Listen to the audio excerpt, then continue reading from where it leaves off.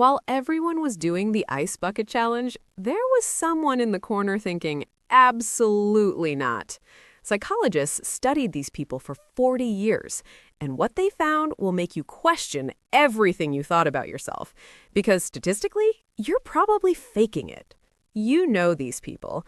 While 47 million users were posting their Spotify Wrapped, they were rolling their eyes. When Barbenheimer broke the internet, they watched neither.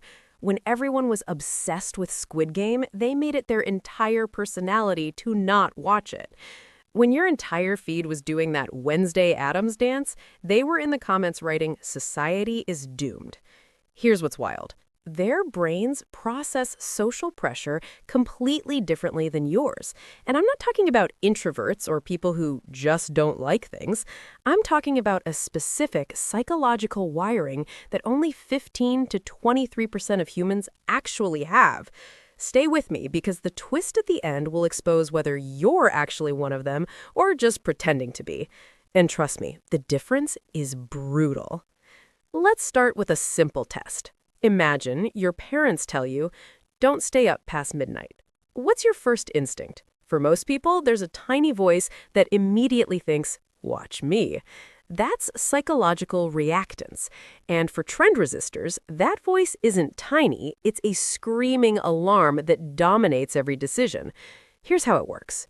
When your brain perceives that your freedom is being threatened, it doesn't just resist, it actively craves the forbidden option more intensely. In a landmark 2006 study at the University of Pennsylvania, researchers told participants they couldn't choose a specific option from a menu.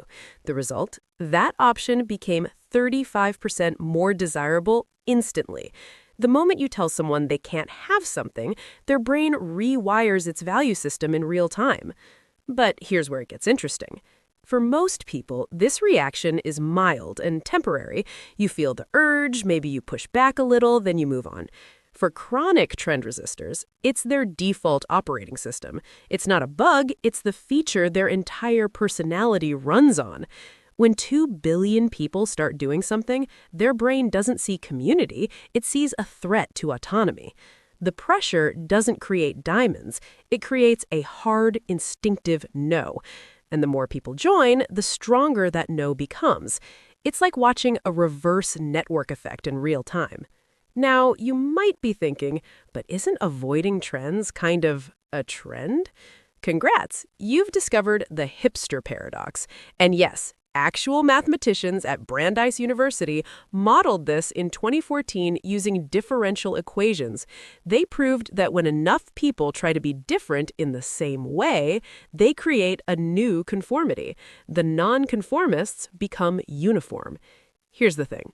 Humans have a fundamental need to feel unique. Research from the Journal of Personality and Social Psychology shows we're happiest when we feel 85% similar to others and 15% different. It's the psychological equivalent of being a part of the team but wearing a different colored shoelace. But trend resistors, their ratio is flipped. They need to feel 60 to 70% different to feel authentic. When a behavior becomes too popular, it literally loses psychological value for them.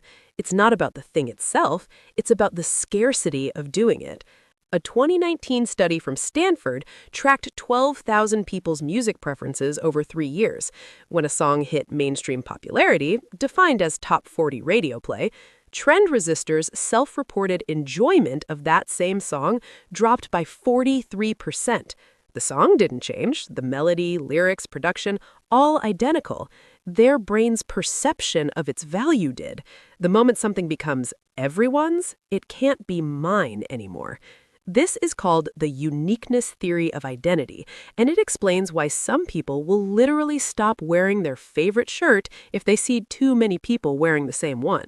Let's continue with the two types, contrarians versus authentics.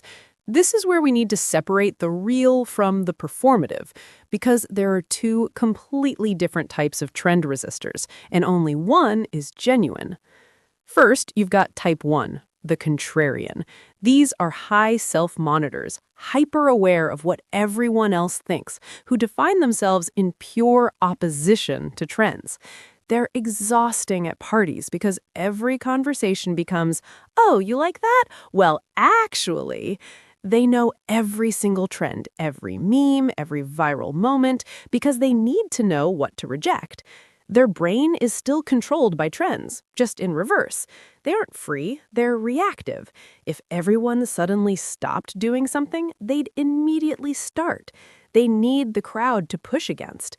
Remove that crowd, and their entire identity collapses. Psychologists call this oppositional identity formation, building your sense of self on what you're not instead of what you are. It's like defining yourself as not a doctor instead of saying you're a teacher. Then there's type 2, the authentic non-participant. These are low self-monitors. They genuinely don't track what's trending because they're too busy following their own internal compass. They might accidentally align with a trend, and they don't care. They might accidentally oppose one, and they still don't care. The difference is awareness. Contrarians know every trend and actively reject it. Authentics often don't even know what's trending until it's over. They're the people who discover a TV show 3 years after it aired and have no idea it was a cultural phenomenon. So here's the test. If you can name all the trends you don't participate in, you're probably a contrarian. If you can't name them because you just weren't paying attention, you might be authentic. But here's a plot twist that might have saved humanity. Evolutionary psychologists believe these trend resistors are the reason our species survived. Think about it. 10,000 years ago, your whole tribe follows the herd to a new water source. But what if that source is poisoned or dried up? The entire tribe dies, a genetic dead end. You need that 15% who say, "I'm staying here," or "I'm going a different way." They are the genetic backup plan, the insurance policy against groupthink disaster. When the majority makes a fatal mistake, these people keep the species alive. In fact, researchers found a specific gene variant, DRD4-7R, called the wanderer gene, present in about 20% of humans. People with this gene are more likely to resist social conformity, seek novelty, and take risks. They're literally wired differently. Studies show this gene is more common in populations that historically migrated long distances. It's why humans spread across the planet. The trend resistors were the ones who said, "Everyone's staying here, but I'm going to see what's over that mountain." So this brings us to the happiness question. Are trend resistors happier? It's complicated. On one hand, research shows they report higher life satisfaction. Why? Because they're living by internal values, not for external validation. That creates a deep sense of authenticity and control. You feel like the author of your own life. On the other hand, they experience significantly more social friction. Humans are tribal. Shared experiences, even dumb trends, create bonding. When you opt out of everything, you opt out of connection. You miss the inside jokes. You're not part of the collective memory. You're watching from the outside window. A 2021 study found people who never participate in trends report 28% fewer close friendships than those who selectively participate. Because bonding requires shared reference points. It requires saying, "Remember when we all did that thing?" So the sweet spot, then, is selective participation, engaging with trends that genuinely resonate with you, ignoring the ones that don't, and not making either choice your entire identity. Let's continue with the uncomfortable truth. Which brings us to the part that'll sting for some of you. The part where we hold up the mirror and you might not like what you see. If you're listening to this right now thinking, "Yes, I'm so unique. I never follow trends," there's a 73% chance you're actually a contrarian, not an authentic non-participant. And that percentage, it comes from a brutal 2018 study that tracked self-identified non-conformists for 2 years. How do I know? Because authentic trend resistors, they don't think about trends enough to identify with not following them. They're too busy doing their own thing, They're not listening to podcasts about trend psychology. They're building model trains or learning Mandarin or restoring vintage motorcycles or whatever actually interests them. They're not online announcing their resistance. They're just living. Here's the kicker. If you've ever said out loud, "I don't follow trends," you're probably following the trend of not following trends. You've made non-conformity your aesthetic, your brand, your entire vibe, and that is just conformity with extra steps. Think about it. If your identity is built around not being like other people, you are still letting other people define you.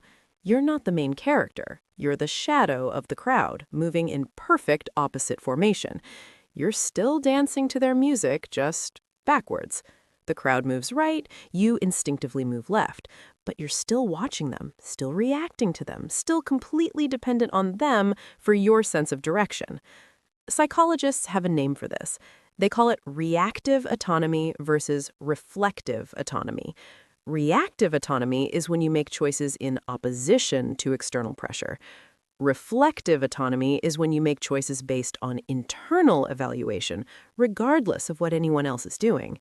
One is still a prison, the other is actual freedom.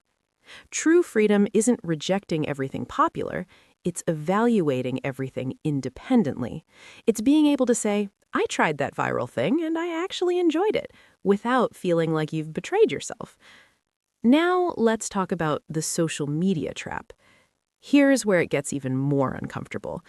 A 2022 study analyzed 50,000 social media posts from self-described trend resistors. What did they find? They posted about trends more than people who actually participated in them. They just posted negatively. The people who claim to care the least are actually the most consumed by what everyone else is doing. So, the real test. Here's the question that reveals the truth. Can you genuinely enjoy something popular without feeling like you're selling out? Can you admit you liked a Taylor Swift song? Can you wear Crocs if they're comfortable? Can you participate in a trend ironically and unironically, and not care which one people think it is? If the answer is no, if you feel a knee-jerk resistance to anything mainstream, you're not free. You're just controlled by a different master. Here's another test. Can you not do something popular without announcing it? If you can't resist something without telling people you're resisting it, you are performing, not living. The bottom line.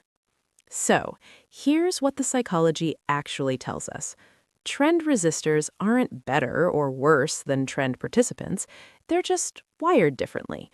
Their brains prioritize autonomy over belonging, novelty over familiarity, internal validation over external approval. But the real flex, the real power, being secure enough to do both, to join trends that bring you joy, to skip trends that don't, and never, ever make either choice a personality trait. Because at the end of the day, the most unique thing you can do is stop trying to be unique. Now, here's my question for you. Are you a contrarian or an authentic? Drop your honest answer in the comments, unless, of course, caring about comments is too mainstream for you. And if this episode made you question your entire identity, hit subscribe for more psychological deep dives that'll ruin your self-perception in the best way possible. Because trust me, we're just getting started.